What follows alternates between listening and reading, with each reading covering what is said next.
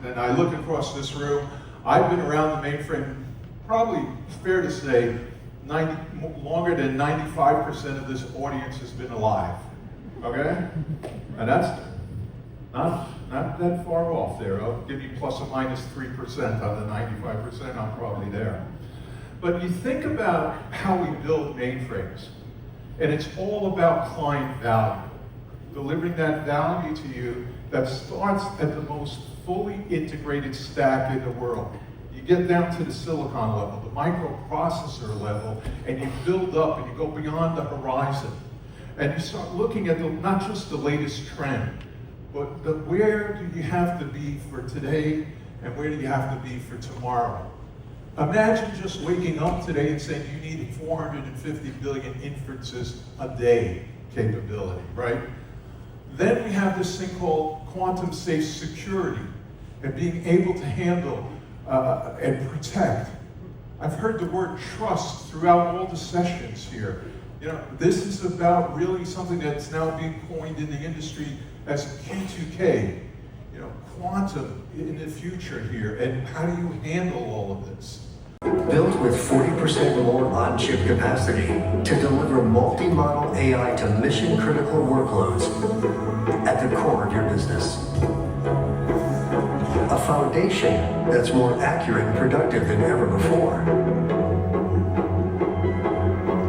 Scaling software capabilities to empower your workforce and drive innovation. 17.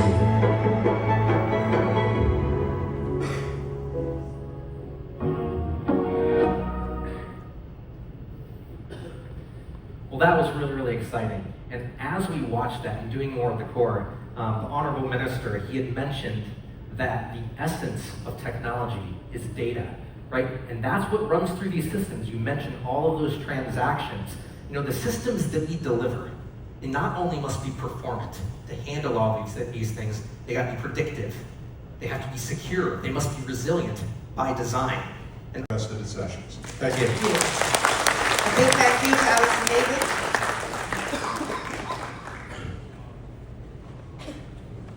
And future of AI. Dixon. Thank you, Freda. Okay, ladies and gentlemen, we'll come to a closure of today's summit keynote.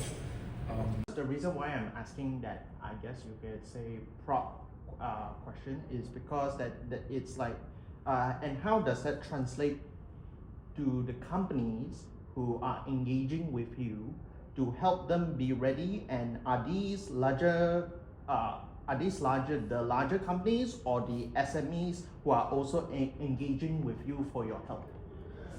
Well, today the adoption of AI has kind of been democratized across many industries that involve the financial institution, the conglomerates, the enterprises, and also I think you heard about some of the airport, the healthcare, also already adopting agentic AI to delight their patient, their clients, and also of course the post-clinical services that the healthcare providers are giving to the patient. And of course the SMEs are also adopting, because the SME, when they started off with the operation, they choose to have the asset-like kind of strategy where they adopted some cloud and of course some AI embedded technology into their operation. So it actually cut across all.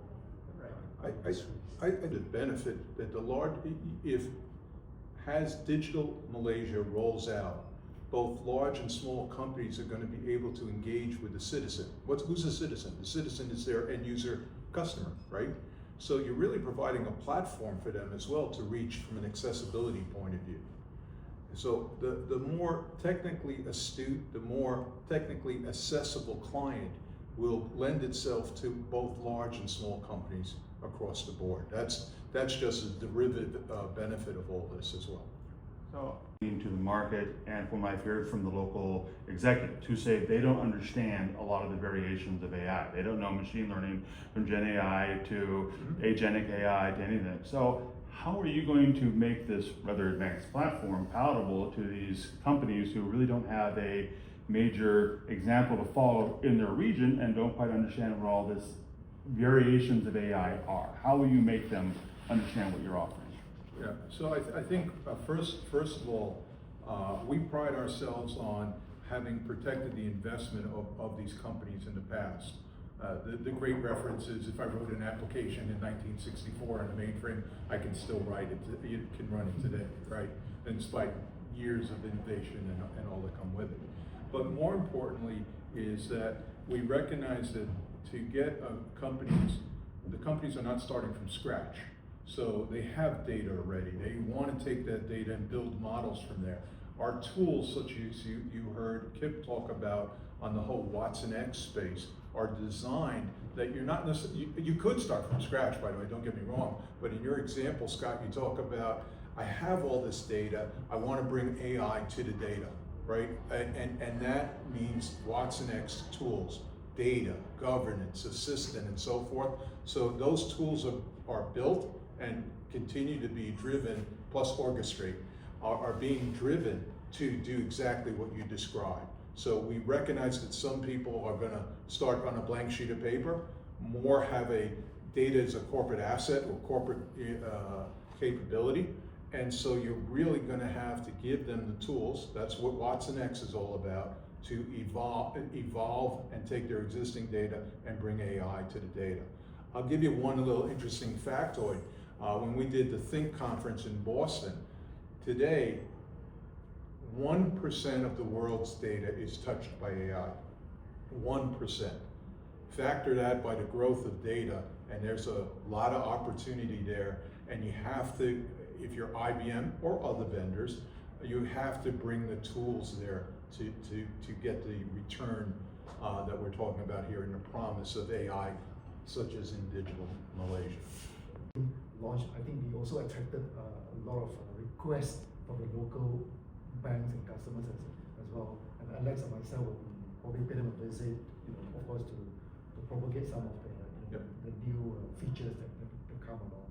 Yeah. I have to say, from an IT market of Malaysia's size, as you're aware, I do this around the world. I get to see all the markets. I think the Malaysian market is primed for Z17. The level of currency and technology, government and banking, lend itself quite nicely to go in that direction. Okay. What about enterprises? Maybe